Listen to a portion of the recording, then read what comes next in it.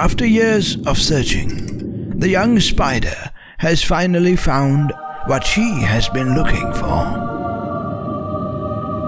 The PlayStation Platinum Trophy for Resident Evil 4 Remake. It's finally in her grasp. Oh.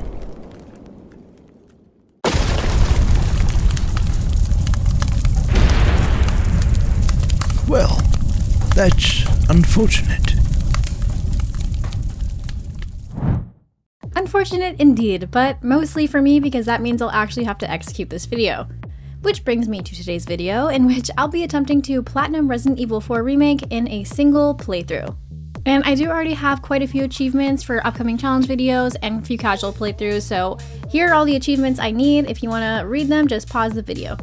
Alright, before we dive in here, here's how the game is structured. So RE4 is split into 3 acts, the village, castle, and island, with a total of 16 chapters.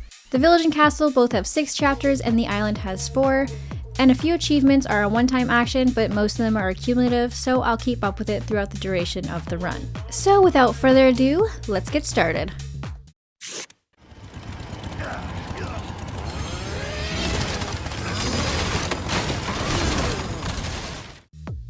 At the start of the game, we are immediately in danger of failing the challenge because of the first enemy. This man wakes up every single morning and always chooses violence. But luckily, I'm a semi-retired speedrunner, so my muscle memory kicked in and I dodged him by running this weird line up the stairs. I'm actually going to be using a lot of speedrunning strategies during this run, so if you're here expecting a very skillful, clean, pro league playthrough, lower your expectations immediately. On the way to the village, I run into this shack with the camera pointed at the ground like I'm filming a found footage horror movie. This manipulates the enemy's AI so he doesn't grab me while I grab the flash grenade. And now we have the village siege, and we have 2 options. Wait it out for 4 to 5 minutes until everyone suddenly remembers they have bingo night. Oh, 64.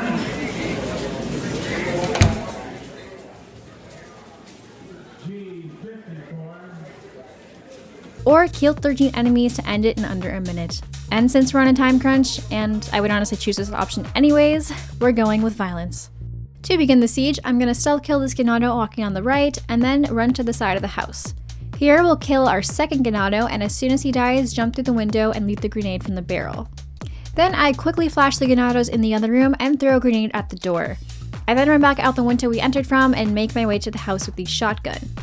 You know you've killed enough enemies and done this right when a mini horde sprints at you from the side of the house.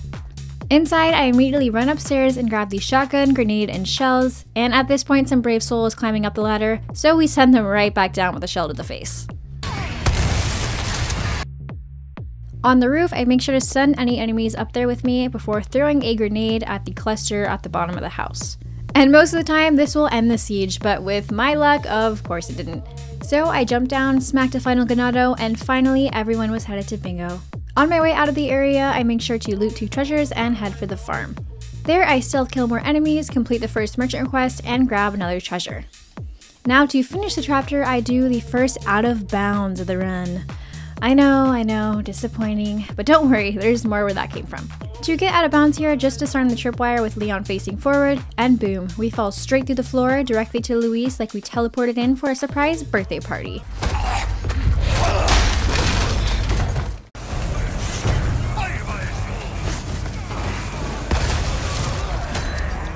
We start this chapter by being completely stripped of all of our gear, so we're forced to stealth kill the Ganados in the area.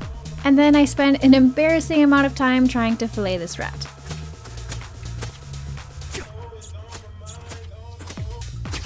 After grabbing the gear, I exterminate the rest of the rats, completing our second request and becoming the world's least qualified pest control professional. But now we're headed towards the dreaded Dynamite Valley. Before we go, I of course make our first save because Dynamite and Leon don't mix, and I often end up splattered all over the floor. To start this segment, I shoot the explosive barrel in front of the house, then I wait a few seconds for the Ganados to crowd around the noise. After they clump together nicely, I make my way to the side of the house and hop inside. There I grab the flash grenade from the locker and proceed to fight for my life on the way to the small key. Then I climb the ladder, grab the emblem, and head towards the wheel, blowing up Ganados as I go. After cranking the wheel, I quickly jump off the roof, blow this lady's face off, but politely and respectfully of course, and leave the area. Before heading to the chief's house, I use the small key on the drawer, and I also destroy a mini version of Ramon Salazar because apparently someone said, hey, what if we made him even smaller? How dare you! And here I actually wait to grab this treasure by the well because shooting anything will aggro Dr. Salvador, and that never works well for me. And now with the crystal marble, we can enter Mendez's bedroom and grab the insignia key, which closes out chapter 2.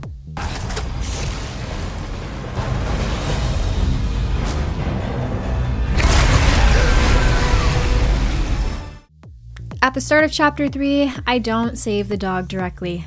I know, I'm a monster, cancel me now. But look, saving the dog actually makes the Gigante fight longer because when he spawns in to help us, it actually regenerates Gigante's health. So really, I'm not heartless, I'm just optimizing. At least that's what I tell myself. Before progressing, I reluctantly backtrack to Dynamite Valley because I forgot to loot the treasure. Nothing sounds professional gamer like immediately forgetting the shiny thing. Anyways, when returning to the village square, to avoid getting stunned by the explosion, just change your weapon input and Leon won't be affected. After getting to the merchant, I do the second glitch of the run, the first aid spray glitch. This lets me buy the sniper rifle, a scope, and a case upgrade. I've explained this glitch in a previous video, so the short version is to have at least 3 in your possession, all but 1 must be kept in the storage and 1 in your case. And when you go to sell them to the merchant, the storage sprays need to be stacked above the one in your case, then open and close your inventory and boom, unlimited pesetas. On our way to the church, I make a little pit stop to vandalize some gravestones, closing out another merchant request. In the fishing village, thankfully you can stealth kill the brute, and I do mean thankfully because I've ended up on the wrong side of his hammer quite a few times. After clearing out the enemies, I destroy all the medallions, loot the treasures, and grab the fuel. And now it's time for our first official boss fight of the game, Del Lago. And of course, I immediately fumble the 1 cycle and 2 cycle because my harpoon throwing accuracy makes the bolt thrower look OP. Truly astounding gameplay right here. But somehow we managed to get it done without taking any damage, and that closes out chapter 3.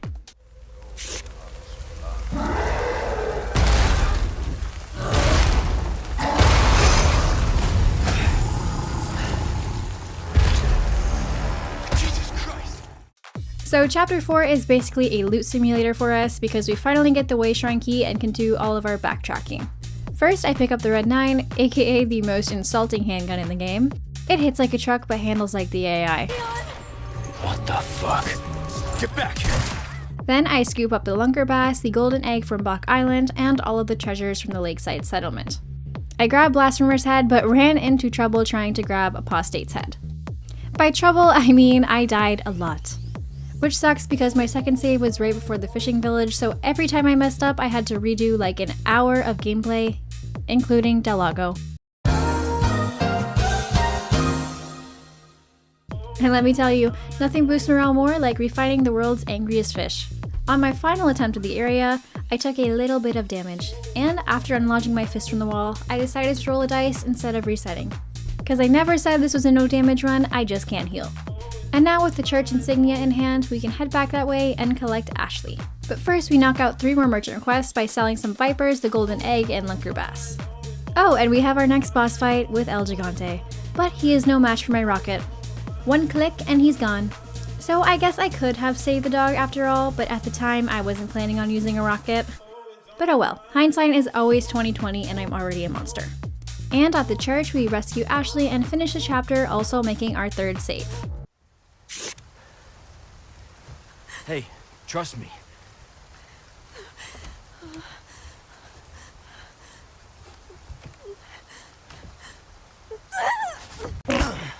Oh, you're kidding me. Now in chapter 5, we have to, very unfortunately, chauffeur Ashley around.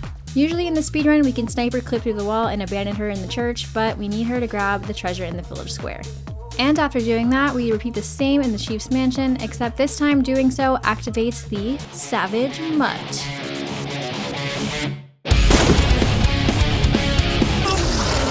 Whom I of course took out from a very safe, totally professional distance, while simultaneously abusing his AI. On our way through the farm again, I take out the rest of the enemies, loot, and save before the cabin fight. In the cabin, the sniper is our best friend. I line up a few shots and then board up the first window, and then it's a game of survival until the enemies drop the other 2 boards. After all the windows are boarded up, phase 2 starts and enemies start coming in from upstairs. And like the true team player that I am, I stay downstairs and let Louise take the brunt of the attack. I picked off any Ganados coming down and the brute coming through the window. Shortly after the brute is taken out, Ashley comes in to save the day and end chapter 5. Soul requires cleansing. And now chapter 6 is probably my least favorite part of the village because every section has a high probability that I fail miserably. Mostly because of Ashley, and a little because of my skill, or lack thereof. So to prepare, I sell my current shotgun and buy the riot gun. And now for this upcoming section, I present to you all a Danny Dies a Lot patented strategy. I cannot say that word for the life of me. I'm sorry. I've tried to record this like 20 times. I also use it in my speedruns, which is probably why I can never make it on the podium. Anyways, right as you enter, stealth kill both Ganados, first the girl and then the guy with the torch. Then we move up the stairs and take out the 2 Molotov Ganados on the ledge with the sniper. Doing this ends up blowing our cover so the whole area wakes up and starts rushing over. Just make sure you don't accidentally shoot Ashley. Ashley! After clearing the area, it's time for the Bella sisters, aka the Chainsaw Twins, who are one bad sneeze away from deleting my entire run. The one with the crank gets a couple of sniper shots straight to the dome, and suddenly we're making the cleanest escape of our lives. Next up, Mendez Hill. But honestly, no one on that hill is a match for the riot gun. Which brings us to the boss fight against the Big Cheese himself. Unfortunately, I'm lactose intolerant, so I decided to skip the fight entirely by clipping into the rocks. I know, disappointed once again. You're probably wondering why you're even still watching this video. But look, I did intensely stare him down on the way to the castle. And that counts for something, right? Emotional damage is still damage.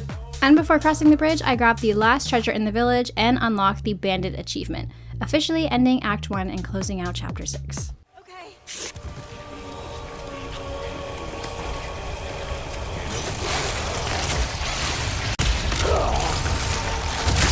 And the castle section begins with catapults, because why wouldn't there be catapults?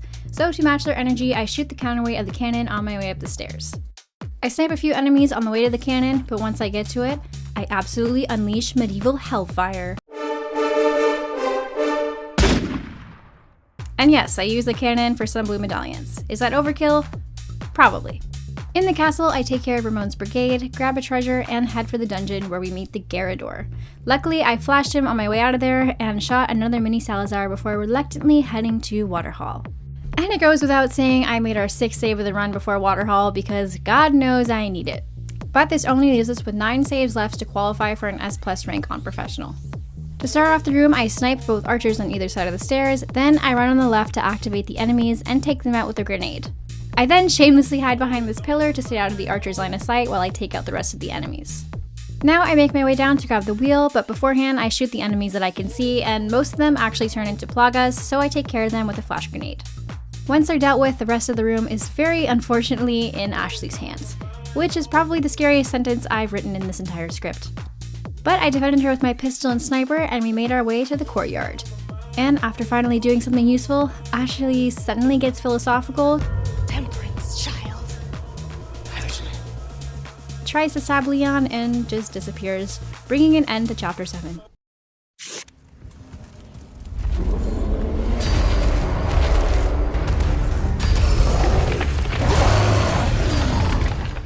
In the beginning of Chapter 8, I purchased some body armor from the merchant and make yet another save before heading into the wine cellar, because if I had to redo Waterhall again, I will actually ascend. In the cellar, I quickly snipe the red zealot before he can start transforming his minions into plagas. I then pick them off, steal his lantern, and loot the room. And next we head into the rock-throwing Gigante section, aka Who Gave Shrek an Artillery. After lowering the bridge, I pick off all the enemies from the doorway so they don't aggro to me. I loot a few treasures, bringing our grand total to 11, and then an armored Gigante starts to hurl stones at us. So I dodge my way up to the cannon and return the favor by blasting him in the face. I also clear the zealots blocking our exit, and then we finish the chapter and reunite with Ashley.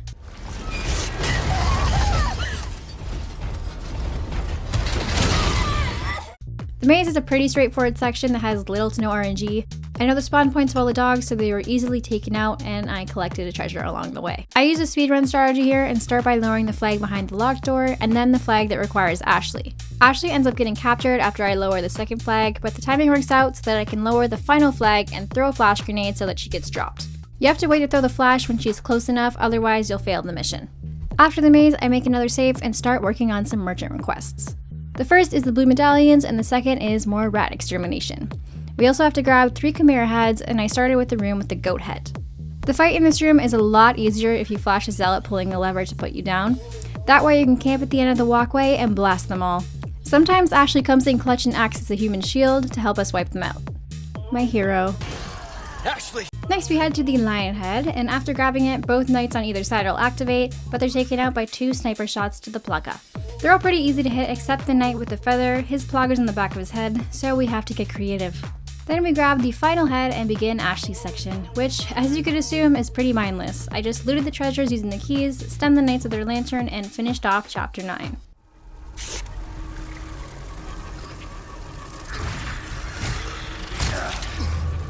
Now this chapter is straight nightmare fuel. The typewriters are super far apart, so I can't really save even if I wanted to.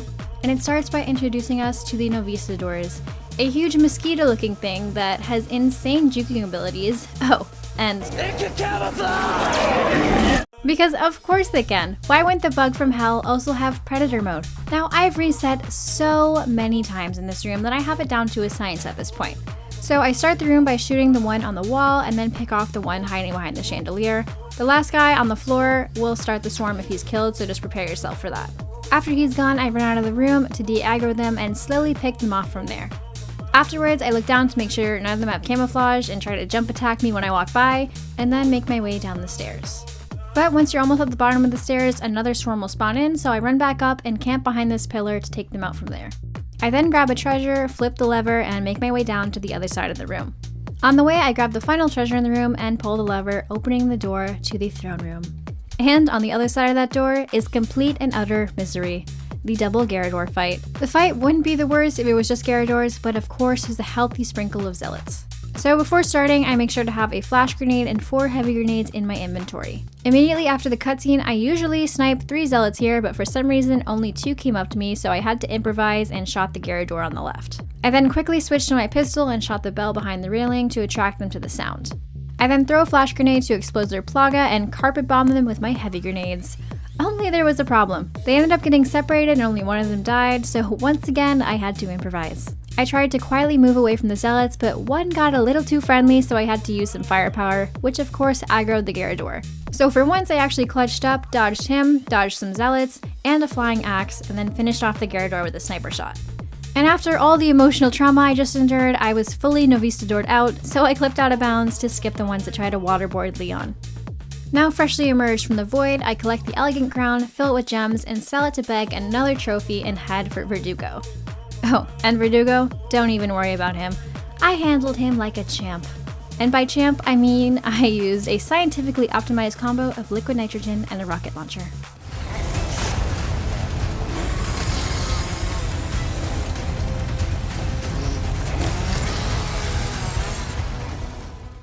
Chapter 11 is only scary because we're not saving until the Krauser fight, so any death or excessive damage means reliving the horrors of Chapter 10. So to get the dynamite, I kill the 3 enemies out in the open and hop over the ledge to spawn in the rest. My strategy here, or lack thereof, was to just camp in this corner so no one can come up behind me, and then I tried to pick off the Dynamite Ganados and Dr. Salvador while Luis fought for his life in the front lines. The only thing on my mind that entire time was, if only Chris Redfield were here. Those boulders never stood a chance. Anyways, now we face 2 Gigantes, but luckily one rocket takes care of them both if you aim right between their feet. Then here comes the minecart section, where we fight for our lives, and no, there's no Ditman glitch here, or else you know I would have exploited it. After the first section, I finally give Luis a break and take out the Ganados, loot the treasure, and then begin the second half. Then we arrive at the underground nest area, I destroy all the nests, completing another merchant request, loot another treasure, and make a save before avenging Luis. This boss fight is super annoying, one because I can't rocket launcher him. I'm just kidding. But Krauser does one move that's really tricky to parry, and taking damage is unfortunately unavoidable. But besides that, he was easily dealt with, and we're finished with Chapter 11.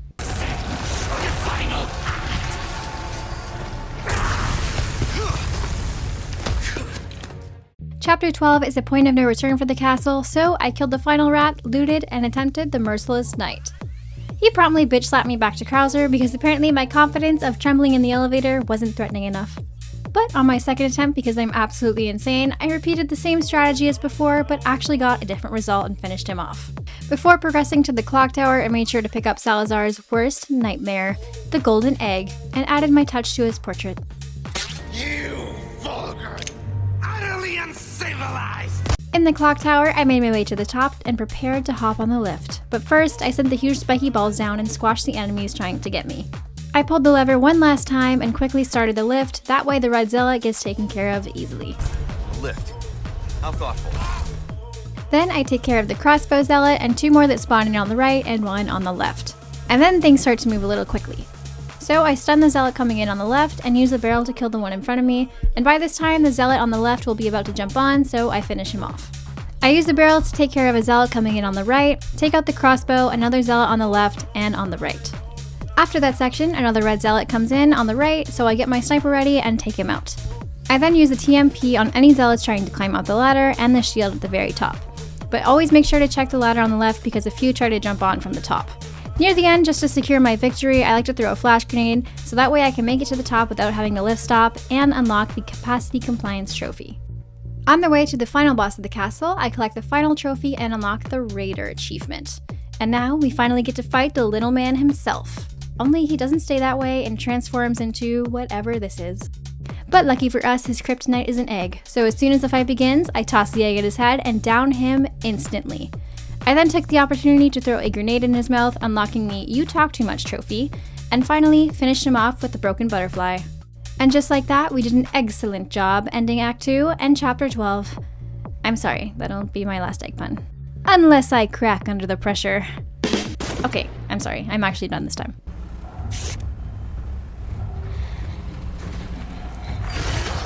Now we arrive at the island and perform a series of stealth attacks to remain undetected. Agent 47 would be so proud of me. Remaining undetected won't spawn in the brute, which is always a plus. And after clearing out all their defenses, I grab the treasure and make my way deeper in the area. In this section, there's an explosive barrel you can shoot that leads to another treasure, but doing so will aggro the enemies nearby, so I take care of them. I take out another cluster of enemies, loot some more treasure, and destroy one of the clockwork stellans. I perform a few more stealth kills and then take an unnecessary shortcut downstairs. I mostly just did that to annoy the people that hate glitches. After jumping down to head into the regenerator section, I flash the brute to make sure I can make it by him quickly, but he had other plans. And I could totally be 100% wrong in saying this, but I'm almost 100% sure he isn't supposed to go sicko mode and terrorize you through the lab like this, so I ended up dealing with him accordingly. And now while we collect the keycard, we're introduced to the regenerators, who are intimidating, yet, well, built? Capcom really took their time with the jiggle physics on these guys, and it shows. And honestly, I respect it. In the freezer while waiting for the upgrade, I pop off the regenerator's leg with a shotgun and run while he, well, I don't really know the right term for this, but slithers after me. And after making a loop around, the card should be ready to go and we can make our way to upgrade it for the final time. And now with the bioscope, I can finally kill the regenerators, so I get the one with the wrench and then I make sure to clear out all the others in the room so that when I come back to get the Iron Maiden, it'll be a lot easier. And now finally we were reunited with Ashley, which is bittersweet but mostly bitter.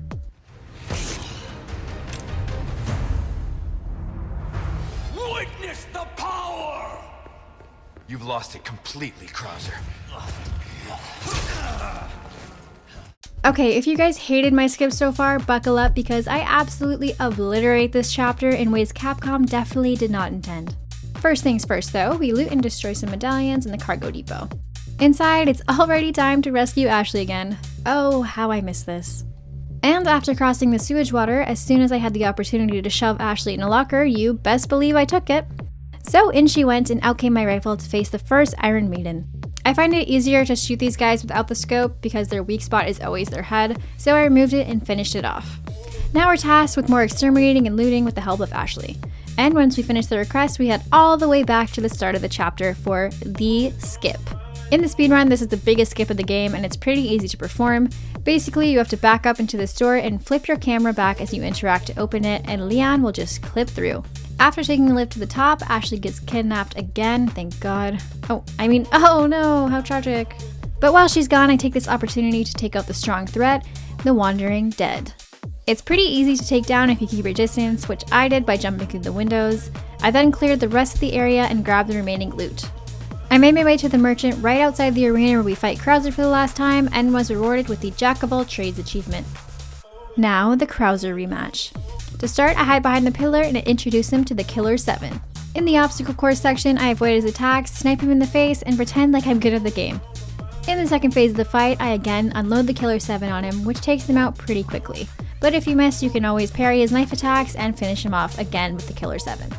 Now that he's evolved, the second we turn this corner, he's going to charge at us and perform a slash attack, which is the hardest thing in this game to parry, especially on professional. I had so many resets here that I actually just decided to attempt the rest of the game with a slither of health. Still holding back tears, I equipped my rocket launcher and made my way up the ladder to face Krauser's final form. After evading his jump attack, I blasted him with the rocket and ended the fight. And at this point, I genuinely thought my run was over.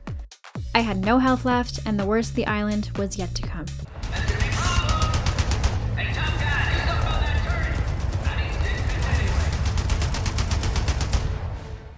However, all of my fears were eradicated because by the grace of the gaming gods, my health was regenerated to a slightly larger, slightly greener sliver. I didn't know this happened, especially on professional, but the last thing I'm gonna do is complain. Now, with the help of Mike, we clear out the enemies in the first few sections, then I destroyed the turret with 2 heavy grenades and immediately drop down and run to the gate. As soon as Mike blasts it open, I run back and head to the ladder on the left and camp at the top, picking off enemies as they climb up and some that run behind trying to flank me. I flip the first switch and run to the other side, but this time I use a flash to stun the enemies, giving me enough time to flip the other switch and make my escape. After Mike blows up, I immediately throw a flash grenade to knock down the swarm of novies waiting to attack me. I grab one of the final treasures and make my way to the specimen storage. And then, sorry not sorry, I ended up clipping through all the doors here with the sniper rifle and get an S rank in all games at the shooting range. I clear out the enemies in the next area, move the lasers over, and rescue Ashley for the final time, closing out chapter 15.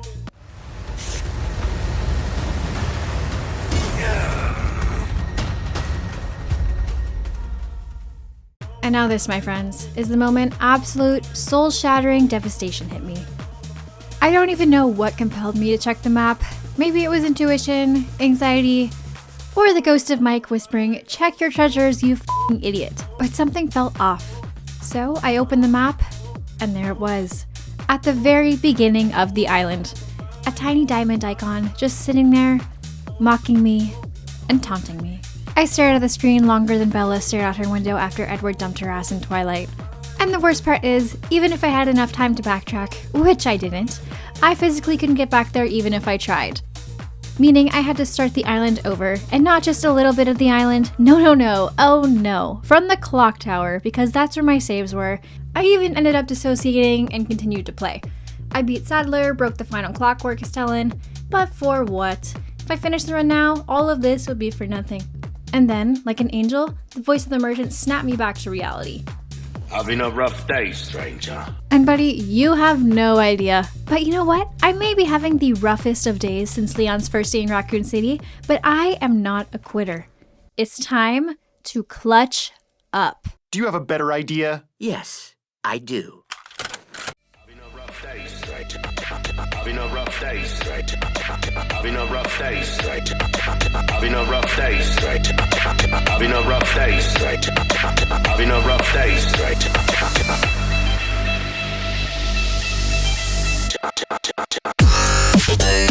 Having a rough day, stranger. Having a rough day, stranger. Having a rough day, stranger. Having a rough day, stranger.